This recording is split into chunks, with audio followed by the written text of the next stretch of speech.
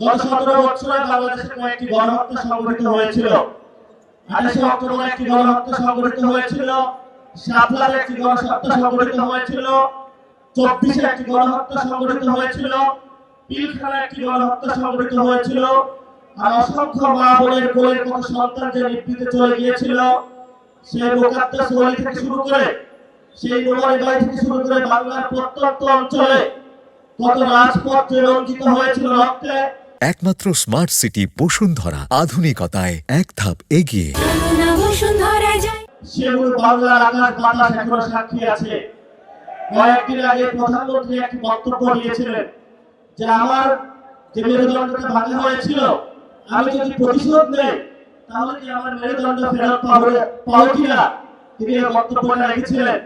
আমি সবিনয় মাননীয় প্রধানমন্ত্রীর কাছে জানাতে চাই, এই যে এখানে এতগুলো মানুষ উপস্থিত হয়েছে, যাদেরকে অন্ধকার প্রকোষ্ঠে রাখা হয়েছিল, যাদের বাপকে হলো থানায়, জেলায়, পুরো বাংলাদেশের বিভিন্ন কারাগারে ঢুকানো হয়েছিল, এই মানুষগুলো প্রতিশোধ চায় না, কিন্তু আমরা বিচারে বিশ্বাসী।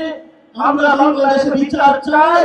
যদি বিএনপি সরকার বাংলাদেশে আমাদের মজলুম মানুষের বিচার করতে সক্ষম না হয়, ইনশাআল্লাহ 11 দলীয় জোট আগামী নির্বাচনের ক্ষমতায় গিয়ে আওয়ামী ফ্যাসিস্ট আমলের সকল গুম, খুন, নির্যাতন এবং জুলুমের বিচার বাংলার মাটিতে করবে ইনশাআল্লাহ।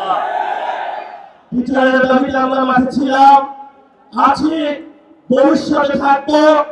বিচার নিয়ে আমরা কোনো এক সেকেন্ডও কোনো কম্প্রোমাইজ করবো না।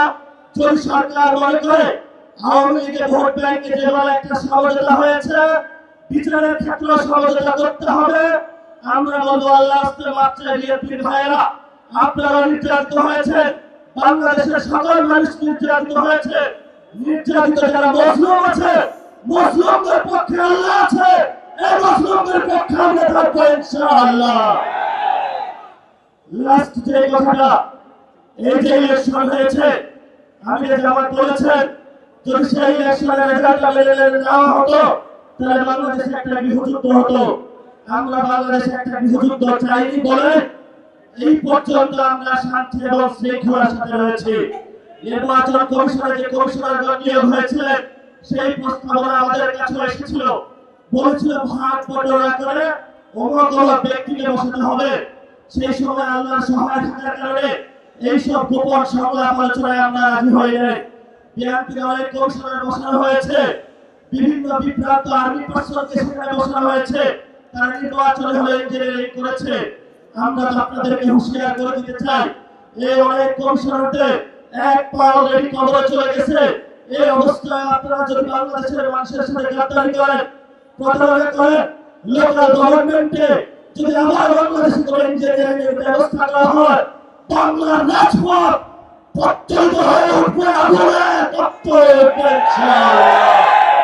আপনারা লোকাল গভর্নমেন্টে সবাই প্রস্তুত থাকবেন ইনশাআল্লাহ। মাঠে হয়তো আমাদের রক্ত থাকবে, নয়তো বাংলাদেশের আজাদি থাকবে ইনশাআল্লাহ।